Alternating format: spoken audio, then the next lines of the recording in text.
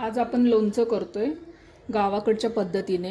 2 kilo कैरी घेतली, एक दिवस सुकवून घेतलेत आणि सुकवल्यानंतर दुसऱ्या दिवशी सकाळी 3 चमचे मीठ घालून घ्यायचे, 2 चमचे हळद घालायचे, एक दिवस त्याला मुरून द्यायचे, पाणी सुटेल,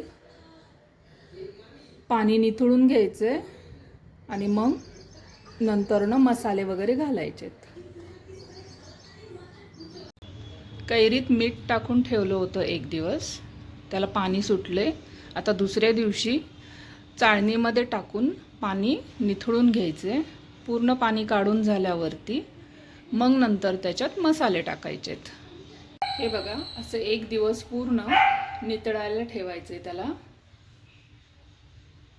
हे पहा, लोणच्यामध्ये टाकायचं साहित्य: मोहरी घेतली आहे तेलामध्ये तडतडून, मेथी दाणा, हळद, मीठ, मोहरी डाळ, कारळे जाडसर भाजून।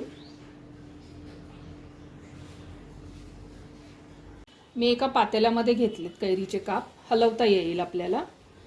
आता आपण हळद टाकून घेऊया त्याच्यामध्ये, तुम्हाला जेवढी लागते पिवळसर तेवढं टाकून घेऊयात। मेथी दाणा, मीठ,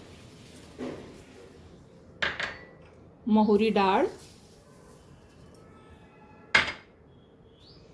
कारळे आणि फोडणी केलेली मोहरी।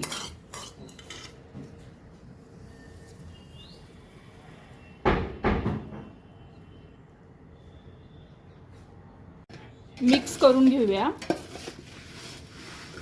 तेल टाकून घ्यायचे, पण आत्ता नाही। तेल चांगलं तडतडून गरम करायचे आणि थंड करून मग टाकायचे। ह्याला असंच ठेवून द्यायचे।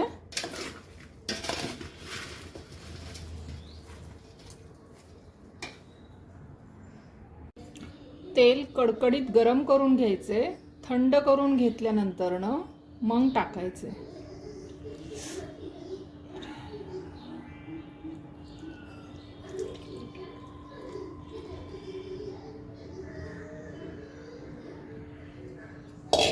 मिक्स करून घ्यायचे चांगलं।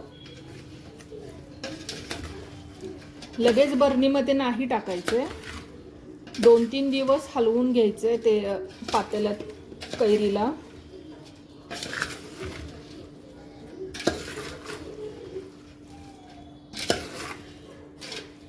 2-3 दिवसांनी बरणीत टाकायचं।